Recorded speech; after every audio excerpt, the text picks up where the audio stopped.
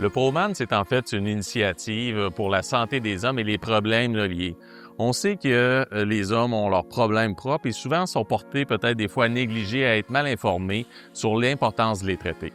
On a donc décidé, les urologues du CHU de Québec et de la région, de créer une plateforme d'information pour justement permettre aux hommes de s'informer sur leurs problèmes et aussi une solution sur comment agir et être lié au système de la santé et aux urologues pour les régler.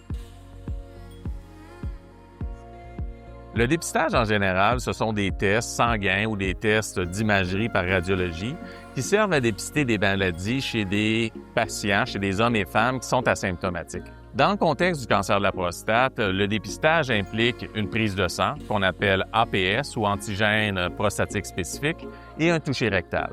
Basé sur les résultats de ces tests-là, on détermine si un homme asymptomatique devrait être référé vers un urologue pour avoir des tests plus poussés et possiblement diagnostiquer le cancer de la prostate avant qu'il devienne symptomatique ou qu'il se répande à l'extérieur de la prostate.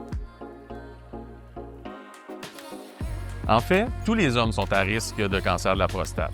Le cancer de la prostate va toucher un homme sur 8 et donc toute personne est candidate à être dépistée.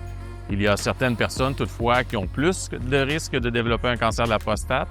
On parle des hommes qui ont de la famille de premier degré, soit le père ou encore des frères qui ont eu un cancer de la prostate, et les hommes de race noire ou avec une génétique africaine. On recommande normalement de discuter du dépistage du cancer de la prostate avec son médecin de famille à partir de l'âge de 50 ans. Toutefois, chez la population à risque avec une histoire familiale ou avec une génétique africaine, on recommande de commencer le dépistage entre 40 et 45 ans. Le cancer de la prostate, c'est un cancer de lente et longue évolution. Lorsque l'espérance de vie est jugée à être moins de 10 ans, on recommande de cesser de faire le dépistage du cancer de la prostate. Généralement, les guides cliniques recommandent de cesser après l'âge de 70 ans. Les avantages d'être dépisté, c'est qu'on peut diagnostiquer la maladie avant qu'elle soit répandue et la guérir. Lorsque le cancer sort de la prostate et s'en va dans les os, les ganglions et devient donc métastatique, il est impossible de guérir du cancer de la prostate.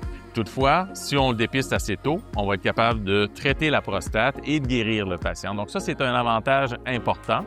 On dit que le dépistage du cancer de la prostate va diminuer la mortalité par cancer d'environ 30 % et va diminuer aussi le risque de devenir métastatique, donc que le cancer sorte de la prostate et s'en aille dans les ganglions et dans les os d'environ 50 %. Pas tous les hommes dépistés qui vont bénéficier du cancer de la prostate. Certains cancers de la prostate sont dits indolents, donc c'est des cancers de lente évolution qui ne changent pas l'espérance de vie des patients. Il y aura donc des patients, des hommes qui seront surtraités et vont avoir les effets secondaires du traitement sans toutefois bénéficier de la prolongation de leur survie par le dépistage. C'est donc une décision qu'il faut discuter, soit être dépisté ou non, mais au moins il faut être mis au fait. Et c'est pour ça qu'on a créé l'initiative ProMan, entre autres.